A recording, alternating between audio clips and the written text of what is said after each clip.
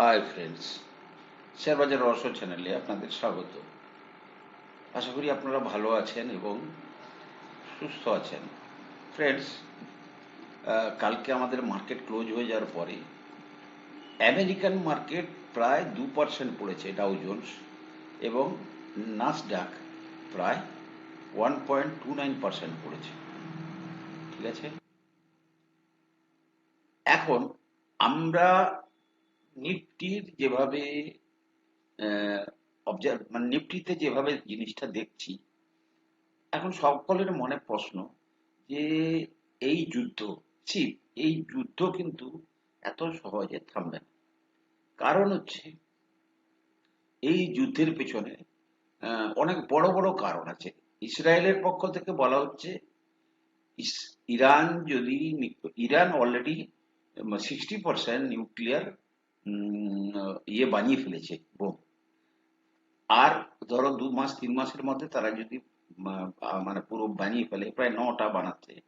আমাদের মতো একটা ছোট দেশে তারা ক্ষেপণাস্ত্র দ্বারা ছুড়ে আমাদের জাতিকে নষ্ট করে দিতে পারে। আজকে 100 বছর আগে নাৎসি জার্মানির দ্বারা আমাদের জাতিকে নষ্ট করে দেওয়ার চেষ্টা হয়েছিল।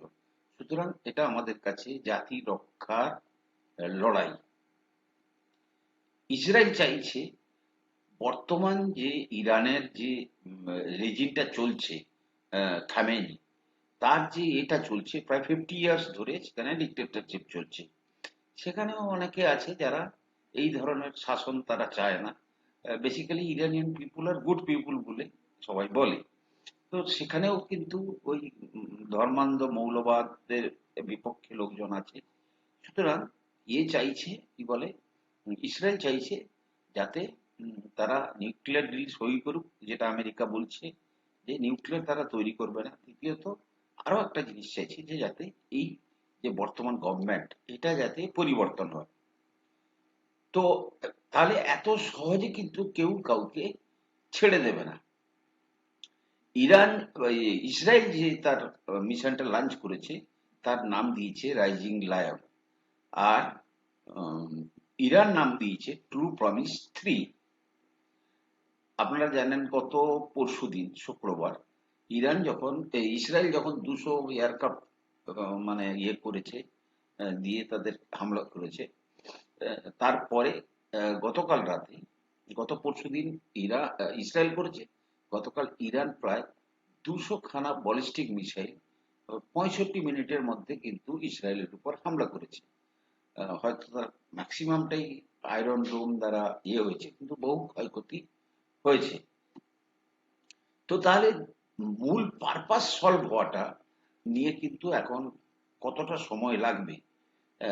কারণ কি, এক, ইরান এখন ধমকি দিচ্ছে ইউএসএস এর ইউএস এর যত সমস্ত বেস আছে গালফ কান্ট্রিজে, মানে আমেরিকার অনেক বেস আছে, তারা বলছে তাদেরকে আক্রমণ করবে। আবার ধমকি দিচ্ছে ব্রিটেনকে, ধমকি দিচ্ছে ফ্রান্সকে, যে আমরা তোমাদেরকেও ছাড়বো না তোমরা যদি ইসরায়েলের পক্ষ নাও। সো সিচুয়েশন যেভাবে দাঁড়াচ্ছে, তাতে করে আমাদের বাজার মানে কিভাবে কি রিয়াক্ট করবে, সেটা কিন্তু একটা দীর্ঘমেয়াদী ব্যাপার। অন্যদিকে আইএইএ, অর্থাৎ ইন্টারন্যাশনাল অ্যাটমিক এনার্জি অ্যাসোসিয়েশন, তারা বলছে ইসরায়েল যে অ্যাটাকটা করেছে ইরানে, তাতে কিন্তু ইন্টারনালি কিন্তু অনেক ড্যামেজ হয়েছে, যেটাকে রিপেয়ার করলে এখনো তার কিন্তু বিকিরণ বাইরে বেরোচ্ছে না, কিন্তু সেটাকে প্রপারলি রিপেয়ার করলে তেমন কোনো ড্যামেজ হবে না, আদারওয়াইজ কিন্তু বড় সড়ো ড্যামেজ হতে পারে। তো এইরকম একটা অবস্থায় এবারে দুটো জিনিস হতে পারে। ফ্রেন্ডস, দেখুন, যেভাবে লিকুইডিটি আমাদের মার্কেটে আছে, অর্থাৎ ডোমেস্টিক লিকুইডিটি হিউজ পরিমাণে, আমি যেটা গতকাল বলছিলাম যে যেন কুবেরের ধন পেয়েছে আমাদের ডিআইআই। আর যদি চার্ট যদি কোনো কারণে বিগড়ায়, বিগড়ায় ইন দ্য সেন্স, আমি যেটা বলতে চাইছি, যদি এটাকে একটা এম প্যাটার্ন টাইপের তৈরি হয়, অর্থাৎ দিস ইজ এম এর মাথা অ্যান্ড আর একটা লেগ যদি এইভাবে নিচের দিকে আসে, ঠিক আছে? So this will be M pattern টাইপের একটা প্যাটার্ন তৈরি হবে কি হবে না, সেটা কিন্তু হচ্ছে মিলিয়ন ডলার কোশ্চেন। কিন্তু আমার মনে হচ্ছে না যে এই যুদ্ধকে কেন্দ্র করে এত বড় ফল আসলেও আসতে পারে। বাট অনেকেই অনেকেই কিন্তু ব্যাখ্যা করছে যে মার্কেট আবার হয়তো নতুন লো আসলেও আসতে পারে। তো এখন নিফটির এভাবে যে প্যাটার্ন, আমার যেটা ব্যক্তিগত অভিমত সেটা হচ্ছে যে এটা হওয়ার সম্ভাবনা খুবই কম।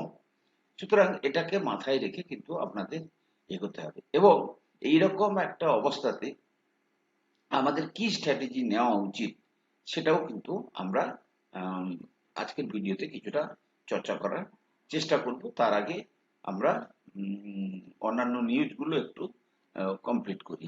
তাহলে এখন পুরো দমে চলছে, সবে দুদিন হয়েছে। যত দিন যাবে তত কিন্তু যুদ্ধের আহ, যে ইয়েটা সেটা কমবে, অর্থাৎ মানে যুদ্ধ নিয়ে চর্চাটা আরো কমবে। সুতরাং মান্ডের মার্কেটটা কিন্তু অত্যন্ত তাৎপর্যপূর্ণ হবে, কারণ মান্ডের মার্কেটে কিন্তু আবার একটা নিজার রিয়াকশন আমরা দেখতে পারি। ফ্রেন্ড দেখুন, আদানি গ্রুপ কিন্তু তাদের কিন্তু মিডল ইস্টে, অর্থাৎ গালফ কান্ট্রিগুলো ইনক্লুডিং ইসরায়েলে প্রচুর ইনভেস্টমেন্ট আছে। অনেক পোর্ট ফোর্ট থেকে শুরু করে অনেক কিছুর ব্যাপারে তারা ইনভেস্ট করে রেখেছে। Israel's latest strikes on Iran and the rising geopolitical tension in the region has put the focus on Adani Group's investment across the Middle East. The group has over $1 billion investment in Israel, and here is a look at the key business, including the majority stake in the strategic Haifa port, Israel. 70% পোর্টকে কিন্তু কি বলে আদানি কিনে নিয়েছে। Billionaire Gautam Adani was also in talks earlier with Israel's Tower Semiconductor for a 10 million semiconductor joint venture. যাই হোক, Adani group কিন্তু এই যুদ্ধে সবচেয়ে বেশি ক্ষতিগ্রস্ত হওয়ার সম্ভাবনা অত্যন্ত প্রবল। অন্যদিকে ইন্ডিয়া ইউএস এর যে ট্রেড ডিল চলছে সেখানে আহ, মানে কিছু আহ, মানে কিছু ছোটখাটো কিছু জিনিস নিয়ে, ছোটখাটো বলবো না, অর্থাৎ এগ্রিকালচার রিলেটেড ইস্যুটা সবচেয়ে বড় প্রবলেম ক্রিয়েট করছে। সেটা কি রকম? ধরুন, অ্যাপেল, আমেরিকা বলছে আমাদের অ্যাপেল তুমি নাও। ইন্ডিয়া বলছে আমি যদি তোমাদের অ্যাপেল এত বেশি পরিমাণে কিনি, তাহলে আমাদের যে সমস্ত হিমাচল প্রদেশের চাষি ফাষি আছে তারা প্রচন্ড পরিমাণে করবে, মানে লস খাবে। অ্যাপেল, কর্ন অ্যান্ড সোয়াবিন আর emerging as sticking points of competing interest in the trade talk between India and US, possibly prolonging negotiation and delaying a scaled down version of the proposed bilateral trade agreement. এই জিনিসগুলো কিন্তু, এবং এটা by কবের মধ্যে হওয়া উচিত? July 8, before president Trump reciprocal tariffs kicks in. US is pushing so hard for market access for agriculture product. Agriculture প্রোডাক্টের জন্য তারা কিন্তু খুব আমাদের পেছনে পড়েছে। But India has to protect the interest of much larger population. আমাদের কৃষি নির্ভর দেশ। তো এবারে যদি কৃষকরা তাদের ফসলের ন্যায্য দাম না পায়, বা তার যদি ডিমান্ড সেই অর্থে না থাকে, দ্যাট উইল বি আমাদের জন্য কিন্তু খুব ক্ষতিকারক, আমাদের অর্থনীতির জন্য। তাই কিন্তু ট্রেড টকে কিন্তু এই অ্যাপেল এবং জেনেটিক কর্নস, মানে যেগুলো খুব হাই প্রোডাকশন করা যায়, সেরকম কর্ন মানে পপকর্ন টাইপের, সয়াবিন, এই সমস্ত নিয়ে কিন্তু খুব চলছে, নেগোসিয়েশন চলছে।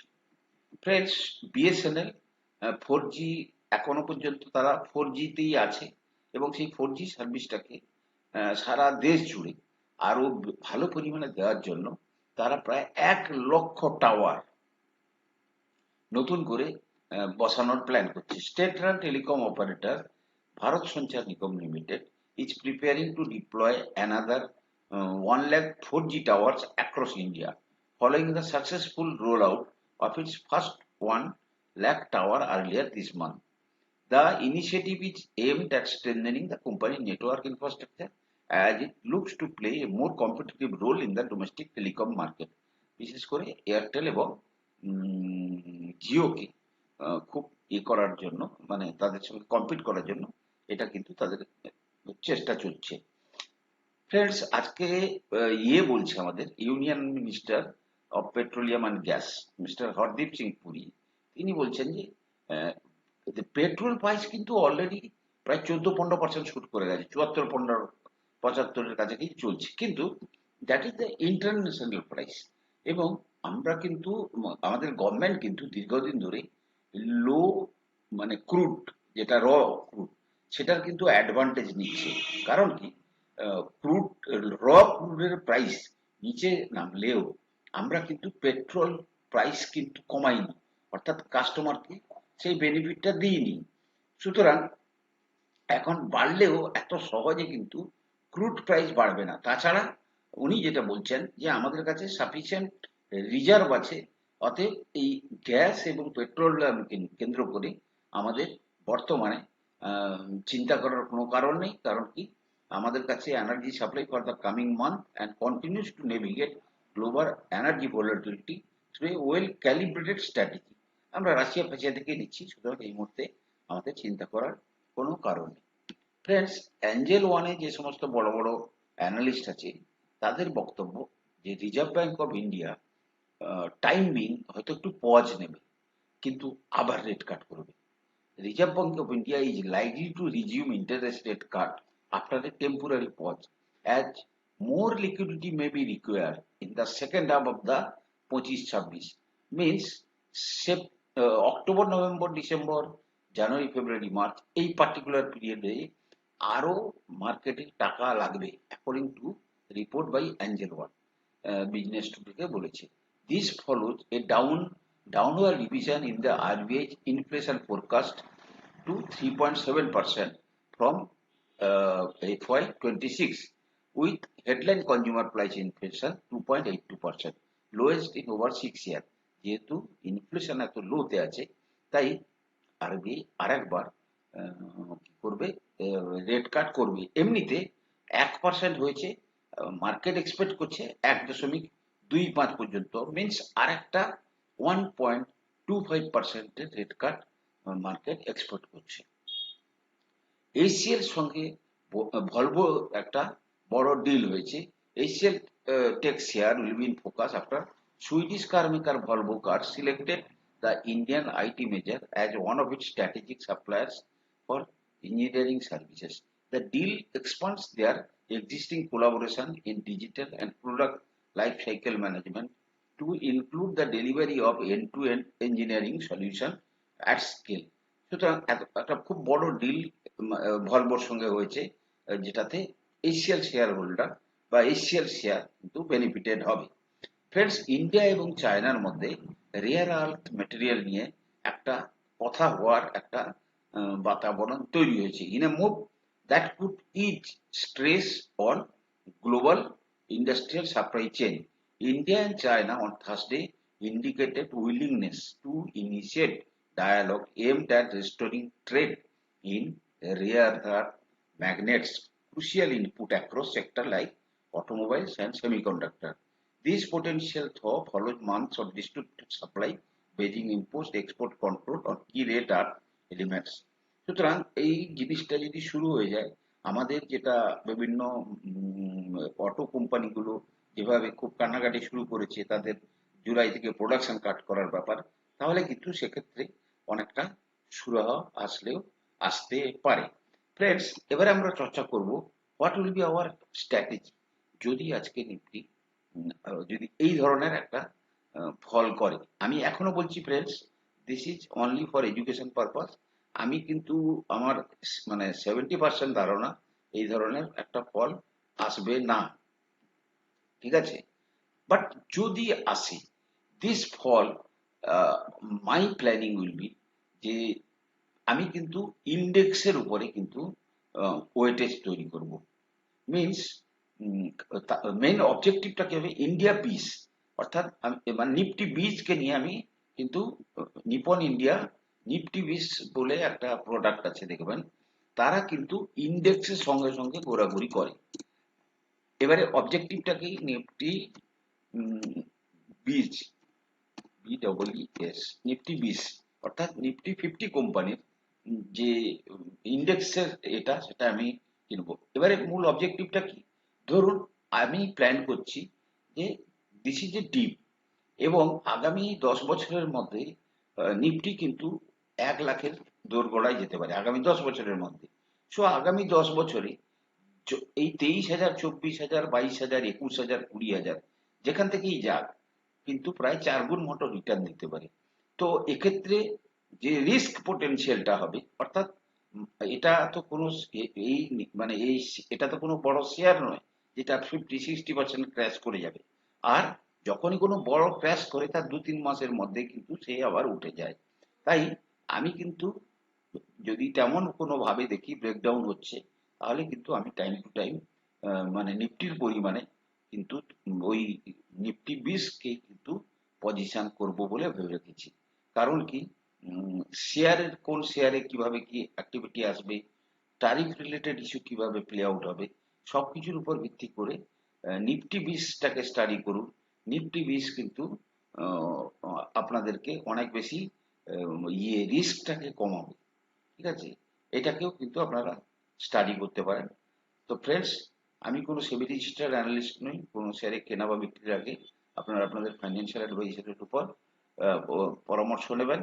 আর মার্কেটটাকে ক্লোজলি অবজার্ভ করুন। কারণ কি, এই ধরনের ঘটনা প্রায়শই ঘটবে। যদি আপনি মার্কেটে সবসময় থাকতে চান, তাহলে কিন্তু এই ধরনের ঘটনা প্রচুর ঘটে। আপনি দেখবেন এভরি অল্টারনেট 2 ইয়ার্স 3 ইয়ার্স। সুতরাং মার্কেটটাকে ক্লোজলি অবজার্ভ করুন, নোট করে রাখুন যে কি ধরনের সিচুয়েশন গুলোতে কি জিনিস হচ্ছে। ভালো থাকুন, সুস্থ থাকুন।